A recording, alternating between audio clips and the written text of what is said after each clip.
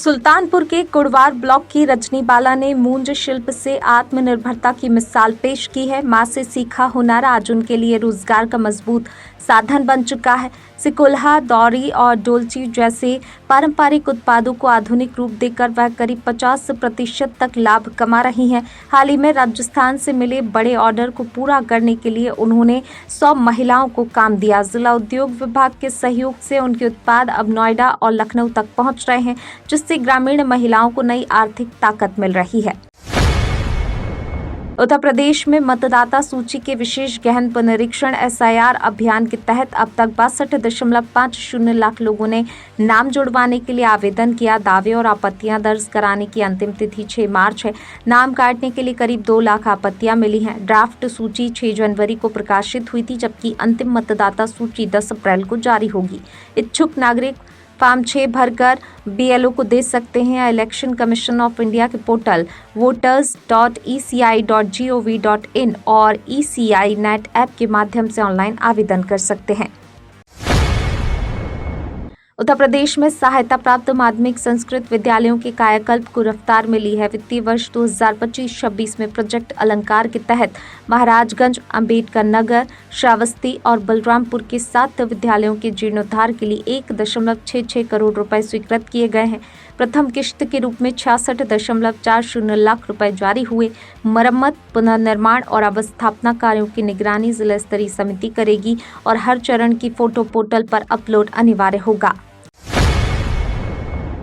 उत्तर प्रदेश ने election commission of India के राष्ट्रीय शिकायत सेवा पोर्टल NGSP पर शानदार प्रदर्शन करते हुए नागरिक रेटिंग में देश में पहला स्थान हासिल किया है। विशेष गहन पुनरीक्षण अवधि में फरवरी माह के दौरान 22,469 शिकायतें मिली, जिनमें से 97.3% यानी कि 21,864 का निस्तारण किया गया। मुख्य निर्वाचन अधिकारी नवदीप रिणवा के अनुसार निस्तारण के मामले में प्रदेश चौथे स्थान पर रहा, जबकि नागरिक संतुष्टि रेटिंग में शीर्ष पर पहुंचा। NGSP 2.0 और voters.eci.gov.in पोर्टल के माध्यम से मतदाता ऑनलाइन शिकायत दर्ज कर उसकी प्रगति भी देख सकते हैं। उत्तर प्रदेश में होलिका दहन और होली के अवसर पर योगी आदित्यनाथ ने प्रदेशवासियों को शुभकामनाएं देते हुए द्वेष और कुविचारों का दहन कर प्रेम और सौहार्द फैलाने का संदेश दिया। आनंदीबेन पटेल ने जल संरक्षण और प्राकृतिक रंगों के उपयोग की अपील की। उप मुख्यमंत्री केशव प्रसाद मौर्य और ब्रजेश पाठक ने सामाजिक समरसता पर जोर दिया। मुख्यमंत्री ने अफवाहों से दूर रहकर शालीनता के साथ त्योहार मनाने और वोकल फॉर लोकल को बढ़ावा देने का आह्वान किया। होली के बाद उत्तर प्रदेश में मंत्रिमंडल विस्तार की चर्चा तेज है। सूत्रों के अनुसार योगी आदित्यनाथ सरकार चुनावी संतुलन साधने के लिए नए चेहरों को शामिल कर सकती है और विभागों में फेरबदल भी संभव है। तीसरे डिप्टी CM बनाए जाने की अटकलें भी जारी हैं। राजनीतिक गलियारों में पूजा पाल और मनोज पांडे के नाम की चर्चा है। माना जा रहा है कि ये कदम आगामी चुनावों को ध्यान में रखकर उठाया जाएगा। हालांकि आधिकारिक घोषणा का इंतजार है। अजय राय ने चेतावनी दी कि मनरेगा मजदूरों का 1600 करोड़ रुपए बकाया 10 दिन में ना मिला तो इंडियन नेशनल कांग्रेस प्रदेश व्यापी आंदोलन करेगी। उन्होंने अकुशल कुशल मजदूरी और सामग्री भुगतान लंबित होने का मुद्दा उठाया। प्रेस वार्ता में RP गौतम ने योगी आदित्यनाथ सरकार पर दलित सम्मान समारोह की अनुमति रद्द करने का आरोप लगाया। कांग्रेस नेताओं ने इसे संवैधानिक अधिकारों का हनन बताते हुए मनरेगा कर्मियों से किए वादे पूरे करने की मांग की। अखिलेश यादव ने मिडिल ईस्ट में जारी संघर्ष को लेकर भारत सरकार से रुख स्पष्ट करने की मांग की है। उन्होंने कहा, निर्दोष नागरिकों पर हमलों के बीच केंद्र को बताना चाहिए कि वह जंग के साथ है या अमन के पक्ष में। समाजवादी पार्टी प्रमुख ने तटस्थ देश के रूप में भारत से शांति बहाली के लिए कूटनीतिक प्रयास तेज करने की अपील की। साथ ही युद्ध में मारे गए लोगों की खबरों की पुष्टि कर सच जनता के सामने रखने की मांग की है। उत्तर प्रदेश के सरकारी कर्मचारियों को होली से पहले बड़ी राहत मिली है। फरवरी माह का वेतन 2 मार्च को खातों में क्रेडिट हो गया, जो बैंक सर्वर डाउन होने के कारण 28 फरवरी को नहीं आ सका था।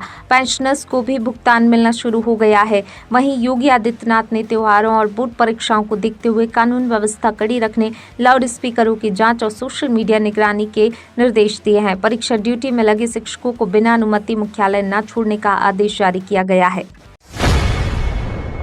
योगी आदित्यनाथ ने वाराणसी में निर्माणाधीन सड़क परियोजना और पुलिस संग्रहालय का स्थलीय निरीक्षण कर गुणवत्ता से समझौता न करने के निर्देश दिए।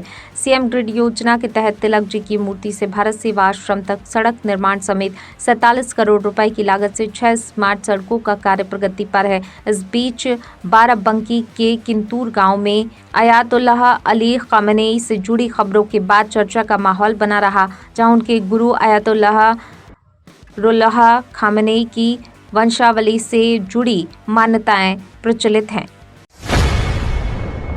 अखिलेश यादव ने 2027 में सरकार बनाने के लक्ष्य के साथ कार्यकर्ताओं से एकजुट होकर संघर्ष करने की अपील की। समाजवादी पार्टी प्रमुख ने लोकतंत्र, संविधान और समाजवाद की रक्षा को जरूरी बताया। उन्होंने भाजपा पर झूठ और भ्रम फैलाने का आरोप लगाते हुए कहा कि पीडीए पिछड़ा, दलित, अल्पसंख्यक सकारात्मक सोच का प्रतीक है। अखिलेश ने दावा किया कि किसान, नौजवान, महिलाएं और व्यापारी सरकार से असंतुष्ट हैं और आगामी चुनावों में बदलाव की लहर दिखेगी। लोनी में एक्स मुस्लिम यूट्यूबर सलीम वास्तिक पर जानलेवा हमले के मुख्य आरोपी जीशान की पुलिस मुठभेड़ में मौत हो गई। गाजियाबाद पुलिस के अनुसार 1 लाख रुपए के इनामी जीशान ने चेकिंग के दौरान फायरिंग की, जिसके जवाब में वह घायल हुआ और अस्पताल में दम तोड़ दिया। घटना 26 फरवरी को अली गार्डन इलाके में हुई थी, जहां धारदार हथियार से हमला किया गया। एक अन्य आरोपी फरार है, जिसकी तलाश जारी है। सलीम वास्तिक का इलाज दिल्ली के अस्पताल में चल रहा है। मिडिल ईस्ट में बढ़ते तनाव के बीच संगीत सोम ने ईरान के सर्वोच्च नेता खामेनेई की मौत को लेकर विवादित बयान दिया। उन्होंने मुस्लिम नेताओं पर निशाना साधते हुए बाबरी मस्जिद मुद्दे का भी उल्लेख किया। सोम ने कहा कि देश में आक्रांताओं के नाम पर नई मस्जिद नहीं बनने दी जाएगी। इधर ईरान इजरायल संघर्ष को लेकर क्षेत्र में तनाव बना हुआ है। राजनीतिक हलकों में उनके बयान पर तीखी प्रतिक्रियाएं सामने आ रही हैं, जिससे सियासी माहौल और गर्मा गया है। शंकराचार्य गौ संरक्षण के लिए करने वाले हैं आंदोलन। दरअसल गौ हत्या और गाय को राजमाता का दर्जा दिलाने के लिए शंकराचार्य अभिमुक्तेश्वरानंद ने गौ प्रतिष्ठार्थ धर्म युद्ध यात्रा निकालने की बात कही है। इसके साथ ही शंकराचार्य ने लखनऊ में 11 मार्च को विरोध दर्ज करने को कहा। इसके लिए उन्होंने देश भर के धर्माचार्यों का आह्वान भी किया है। उत्तर प्रदेश में फरवरी के अंत से ही गर्मी ने अपने तेवर दिखाने शुरू कर दिए हैं। मौसम विभाग के अनुसार कई जिलों में अधिकतम तापमान 34 डिग्री सेल्सियस के पार पहुंच गया है, जो सामान्य से 4 से 5 डिग्री अधिक है। इंडिया मेट्रोलॉजिकल डिपार्टमेंट के मुताबिक 3 मार्च तक मौसम शुष्क रहेगा। खासकर वेस्ट यूपी में दिन में तेज धूप और गर्मी का असर रहेगा। 20 से 30 किलोमीटर प्रति घंटे की रफ्तार से हवाएं चलने के आसार हैं। न्यूनतम तापमान में भी 2 से 4 डिग्री की बढ़ोतरी संभव है। तो ये थी आज की 15 फटाफट खबरें। अगर आपको वीडियो पसंद आया तो वीडियो को लाइक, शेयर व कमेंट जरूर करें। धन्यवाद।